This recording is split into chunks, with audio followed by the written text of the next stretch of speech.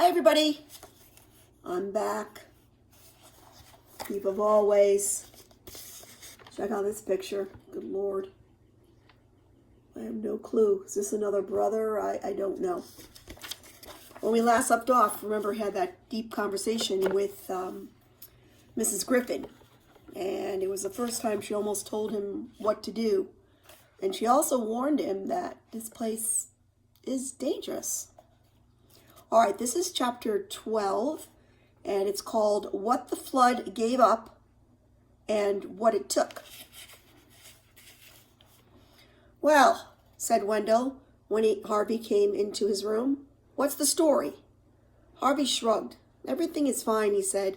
Why don't we just enjoy ourselves while we can? Enjoy ourselves, Wendell said. How can we enjoy ourselves when we're locked in? You know what's so funny? For such a long time, Wendell was the one that didn't really care. And it seems like things have changed where Harvey, I don't know if Harvey really is either trying to calm Wendell or he's really trying not to think about it. I don't know. It's better in here than it is out in our world, Harvey said. Wendell looked at him in astonishment. That's true, isn't it? As he spoke, he grabbed hold of Wendell's hand, and Wendell realized there was a ball of paper in Harvey's palm, which he was trying to pass between the two of them. Ooh, like a note. Oh, maybe he doesn't want Mr. Hood to know what their plan is. Oh, so Piper, it's like when you write little notes. Remember I used to catch you? As he spoke, he grabbed a hold of Wendell's hand, and Wendell realized there was a ball of paper in Harvey's palm, which he was trying to pass between the two of them. Maybe you should just find a quiet little corner and do some reading, he said, glancing down at their hands as he spoke. Wendell got the idea. He claimed the balled-up note from Harvey's hand and said, maybe I'll just do that. Good, said Harvey. I'm going to go out and enjoy the sun while I can.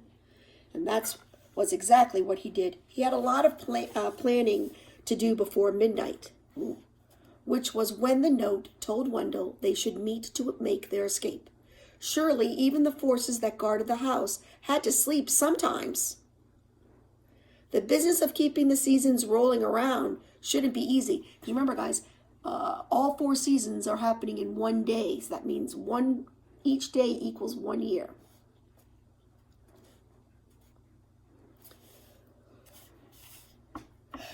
And all of the hours to slip away, midnight seemed the most promising. But he didn't suppose it would be easy. The house had been a trap for decades, perhaps centuries. Who knew how old its evil really was? And even at midnight, it would not be so foolish as to leave the exit wide open. They would have to be quick and clever and not panic or lose their tempers once they were in the mist. The real world was out there somewhere. All they had to do was find it. He knew when he saw Wendell for Halloween that the note had been read and understood. There was a look in Wendell's eyes that said, I'm ready. I'm nervous, but I'm ready. The rest of the evening passed for the two of them like the performance of a strange play in which they were the actors, and the house, or whoever haunted it, was the audience. They went about enjoying themselves as though this was a night like any other, heading out to play trick-or-treat with a show of loud laughter, even though they were both shuddering in their borrowed boots. Then coming in to eat their supper and spend what they hoped would be their last Christmas in the holiday house. They opened their presents, a mechanical dog for Wendell, a magician's kit for Harvey, said their goodnights to Mrs. Griffin. Goodbye, of course, not good night, but Harvey didn't dare let her know, and then went to bed. The house grew quiet and quieter still. The snow no longer sighed at the sill, nor the wind in the chimney. It was, Harvey thought, the deepest silence he had ever heard, so deep that he could hear his heartbeat in his ears and every rustle of his body against the sheets sounded like a roll of drums. A little before midnight he got up and dressed, and moving slowly and carefully, so as to make a little noise as possible. Then he headed out into the passageway, and slipping like a thief from shadow to shadow, hurried down the stairs and out into the night. He left not by the front door, it was heavy and creaked loudly, but by the kitchen door, which brought him out at the side of the house. Though the wind had dropped, the air was still bitter, and the surface of the snow had frozen. It crackled as he walked, however lightly he trotted. But he was beginning to hope that the eyes and ears of that house were indeed closed at this hour. If not, why hadn't he been challenged? And he might make it to the perimeter without attracting any attention. Just as he was about to turn the corner, however, that sweet hope was soured as somebody in the murk behind him called his name. He froze in his tracks, hoping the darkness would conceal him, but the voice came again, and again called his name. It was not a voice he recognized.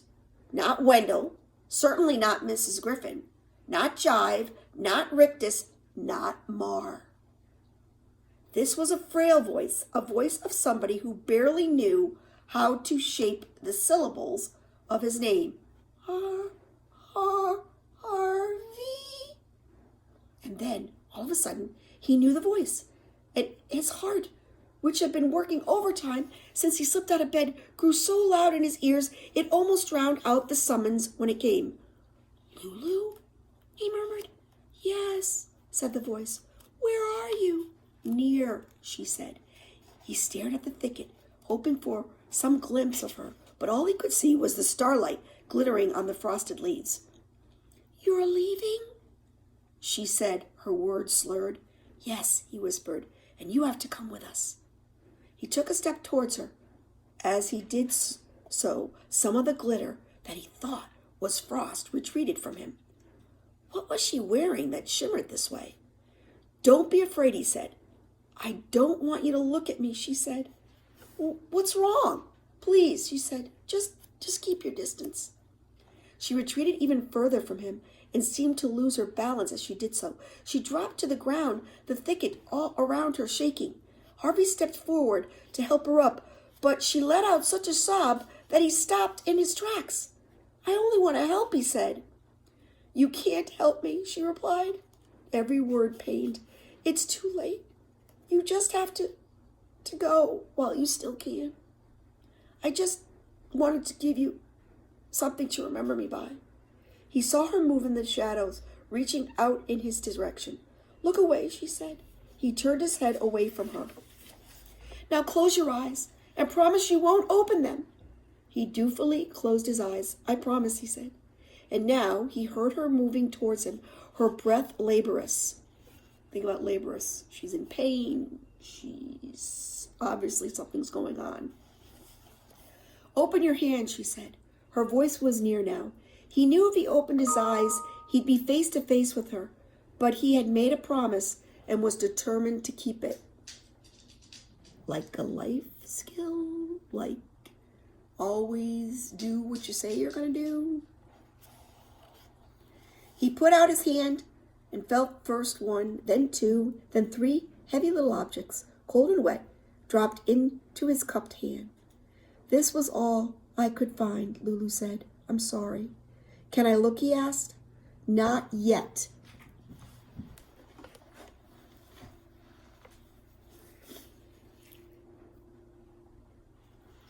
"Let me leave first." He closed his fingers around the gifts she had given him, trying to make sense of them by touch. What were they? Pieces of frozen stone?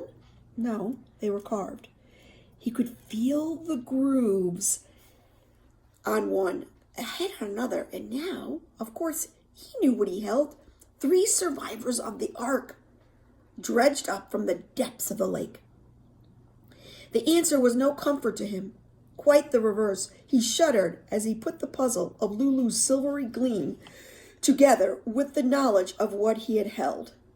She had swum down to the bottom of the lake to recover these figures, a descent that was beyond the capacity of any land dweller. No wonder she retreated into the shadows, ordering him not to look at her. She wasn't a human any longer. She was becoming, or already had become, a sister to the strange fish that circled in these dark waters, cold-blooded and silver-skinned.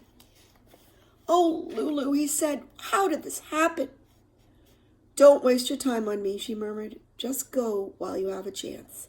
"I want to help," he said. "You can't," came the reply. "Can't help me. I've been here too long. My life is over." "That's not true," Harvey said. "We're the same age." "But I've been here so long I don't even remember." Her voice trailed away. "Don't remember what?" "Maybe I just don't want to remember," she said. "It'll hurt too much." She made a long, choked sigh. "You have to go," she said in a whimper. "Go while you still can." "I'm not afraid." "Then you're stupid," she said, "because you should be." He heard the thicket shake as she started to retreat from him. "Wait," he said. She made no reply. "Lulu!" The din of her departure grew louder. By the sound of it, she was almost throwing herself out of his range. Breaking his promise, he opened his eyes and caught a glimpse of her as she fled, a shadow and shadows no more. He started after her, not knowing what he would say or do when he caught up to her, but knowing he'd never forgive himself if he didn't somehow help. Maybe, if he persuaded her to go with him, out of the shadow of the house, its vicious magic would be undone. Or maybe he could find some doctor for her in the outside world who would cure her of this malformation. Anything rather than leaving her to return to the lake.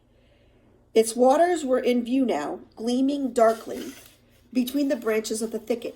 Lulu had reached the bank, and for a moment the meager starlight found her. All that Harvey had feared was true and more. A fin grew from her bent and scaling back. Her legs had almost fused together. Her arms had become short and stubby. Her fingers webbed. But it was her face, glimpsed as she turned back to look at him, that was the greatest shock. Her hair had fallen out, and her nose disappeared. Her mouth had lost its lips, and her blue eyes turned to swiveling silver balls, lidless and lashless. And yet, despite their freakishness, there was human feeling in those eyes, and on that mouth a terrible sadness that he knew would never leave his heart if he lived to be 1,000. "You were my friend," she said as she teetered on the bank. "Thank you for that." Then she tumbled into the water. He went to the edge of the lake at a dash, but by the time he reached the place from which she had dived, the ripples were disappearing and the bubbles breaking. He watched the icy waters for a minute or more, hoping she would see him in surface, but she'd gone where he couldn't follow, and that, it seemed, was the end of it. Clutching her gifts to him like they were treasures, he trudged away from the lake and down the lawn to keep his rendezvous with Wendell. Rendezvous, meet up. Okay, this is what she brought back from him. And do you guys remember what the fish looked like? Let me see if... Remember? So I don't think she's a complete fish yet. So hopefully, maybe there's time. All right, my loves. This book is good.